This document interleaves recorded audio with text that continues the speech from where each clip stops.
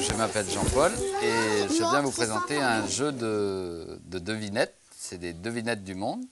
Donc on a toute une série de devinettes. Celles-ci, c'est des devinettes qui viennent de Tunisie.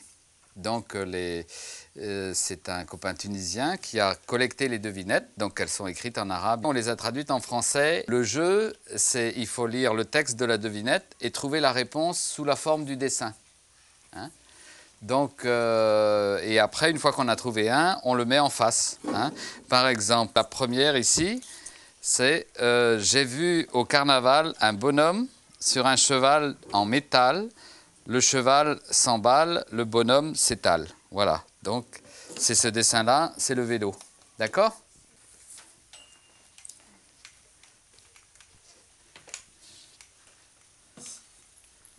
Donc, par ici. Donc celle-ci, je la tiens par l'oreille, je t'embrasse sur la bouche et tu me fais des merveilles. Qu'est-ce que c'est? Celle-là. Ah ben voilà, tu as trouvé. Alors tu vois, je te tiens par l'oreille, c'est l'oreille de la tasse. Je te mets à la bouche et puis je prends le café, c'est bon. Il les a dessinés. Alors c'est un peintre qui est tunisien qui s'appelle Raouf Carré. Hein, il est déjà venu à Brest. Et donc, il a fait un livre de devinettes de Tunisie, là, et nous, on en a fait un petit jeu, le jeu donc, sur lequel vous venez de jouer. Pourquoi il y a tant de questions que ça? Pourquoi il y a tant de questions? Il y a une dizaine de devinettes, donc il y a 10 questions. Hein, donc c'est simple. Par série, il y en a à peu près une douzaine, et on doit avoir peut-être maintenant, au niveau de l'association, une douzaine de jeux comme ça. Hein, donc il y a des devinettes africaines, des devinettes chinoises, des devinettes du Mexique, il y en a d'un peu partout. Pourquoi vous faites des jeux de devinettes?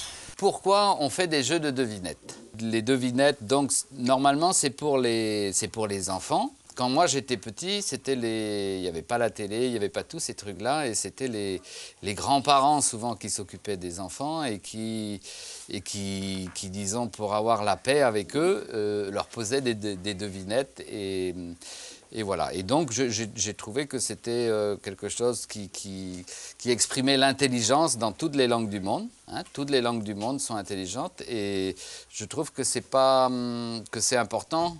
Quand il y a du racisme ou des gens qui pensent que si les gens viennent d'un pays étranger, ils sont plus bêtes, etc. Enfin, vous savez que ça existe, des personnes comme ça. Ouais. T'en as déjà vu? Ouais, ben oui.